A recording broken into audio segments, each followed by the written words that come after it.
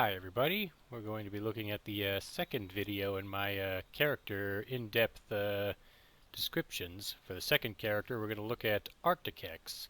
He's my Frieza Race clan character, who even though isn't the main character of the fanfiction I wrote on DeviantArt, is one of the first characters that appears in it. Now when he first appears in the story, he's dressed mainly like this.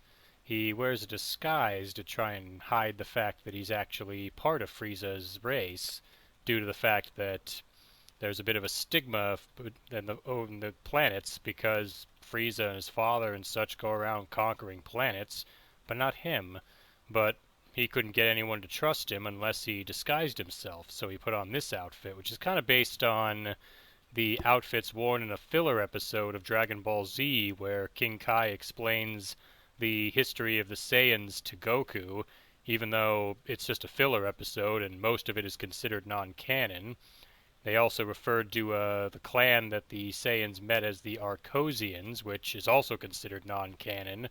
And in the story, I kind of flub it up and flip-flop between using that name and not using it, so there's that. But yeah, he wears a disguise and he keeps himself hidden, and he calls himself X so that nobody knows who he really is.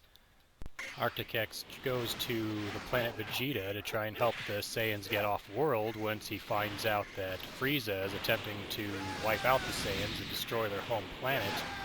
And when he joins the battle against Frieza alongside Bardock, he actually sheds his disguise. And Bardock gets a little confused by this. It's like, that guy's part of Frieza's people, but he's fighting on my side. I guess he must have his own agenda in mind. But he's really just there to try and save the Saiyan race from destruction. And there's just one problem. He's already set the play into motion so that the real main character of the story will get away and survive, who in the original timeline obviously didn't, because we know which Saiyan survived the destruction of planet Vegeta. But Arcticax gets ambushed during this fight and is separated from Bardock before he confronts Frieza. And the person he is confronted by is Cooler, Frieza's brother. Cooler ends up weakening Arcticax with a death beam, as shown in the picture I made here in photo mode. Then Cooler goes on to fight Arcticax in his weakened state, even though Arcticax already stood no chance against him or Frieza. He had trained to get his power level high enough to try and defeat them, but his power level was still only roughly around 400,000, which was quite short of the 530,000 that Frieza has in his original first form. But even though Arcticax is killed by Cooler shortly before Frieza destroys planet Vegeta, this is not the end of him. His remains are found by the Federation that he founded and was one of the members of the High Council for, and the leader of the Council decides to try and bring him back to life. Now, none of them know about the Dragon Ball, so they can't just wish him back to life, but the Cosmic Federation, as they're called, mainly consist of a group trying to bring prosperity to the universe through science and technology. So all the most brilliant scientists and doctors within the Federation get together and try to rebuild Arcticax, creating the cyborg version of him that appears here. And it ends up taking the Council over 20 years to complete the project and bring him back to life as a cyborg.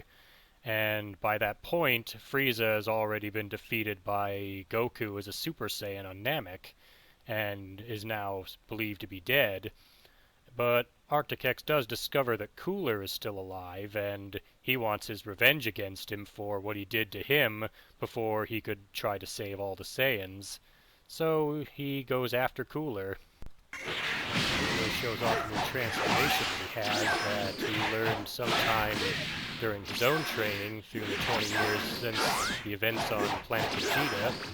So they basically go into a fight with each other, and through some effort, and thanks to his cybernetic enhancements, Arcticax is strong enough to actually defeat Cooler in his new form. And he actually intercepts Cooler's ship before it can reach Earth in the events of the Revenge of Cooler movies that took place. He has two of his forces find Cooler's ship and stop it and force it to land. Then those enforcers defeat Cooler's armored squadron, while Arcticax himself takes on Cooler and ultimately is victorious against him and gets his revenge. Arcticax ends up throwing a supernova at Cooler that launches him into a nearby star that burns up his whole body, and he's believed to be completely destroyed. But Cooler ends up coming back in the metal Cooler form that he gets from the Big Getty star, and he attacks New Namek just like he does in the Return of Cooler movie. Only this time, Goku and Vegeta don't go to New Namek to face him. Instead, the Federation actually goes to New Namek to confront the Big Getty star, because Arcticax has his own suspicions that Cooler is the one responsible for what it's doing. And he comes up with a plan to install a special virus, a computer virus, onto the Big Getty star so that he can take control of it and then come up with his own means of destroying it. But of course doing so means he now has to fight the army of metal Coolers that he has to go up against. Next we look at Arcticax's two builds that I have. The first is his cybernetic self. Now, both forms have turned golden, but because of the design of the way golden form looks for the Frieza Race clans, the cybernetic version of him actually doesn't look that golden. Just all the blue parts of him turn shiny. His helmet still turns gold, but the rest of him just gets really shiny and blue, which looks fine. It's kind of what I was going for. And I have basically, it's time to dole out some vengeance, which gives you increased damage and the key recovery.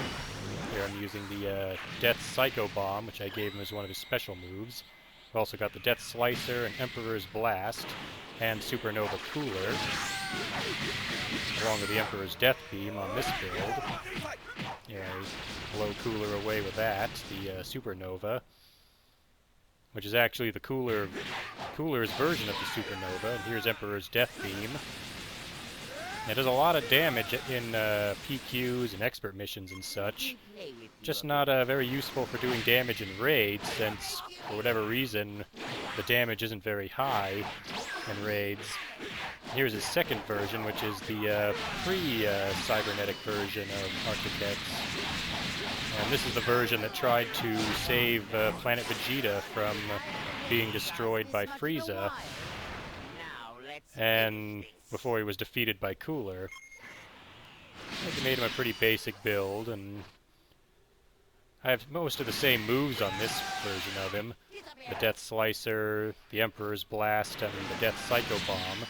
But I replaced Meditation with the Maximum Charge. I used the Emperor's Blast, and Frieza just blocked it. It's kind of appropriate that he's getting the upper hand against me right now, because in this form, Frieza should be stronger than Arcticax anyway. I'll get a few good hits in. It's kind of also a what-if type of scenario build I've got going, because I've also got a double Death Slicer on instead of the Emperor's Death Beam. And unlike in the actual story, this version of Arcticax can use the golden form, which I think looks pretty awesome using this color scheme I went for, and using all the blues and the red. And when he transforms, he becomes blue and gold, which I thought was pretty cool.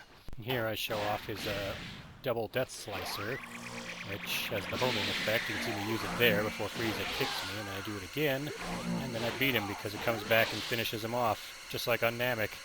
So that'll about cover it for the Arcticax. For the third video, we'll actually look at the main hero of Dragon Ball RC. See you then.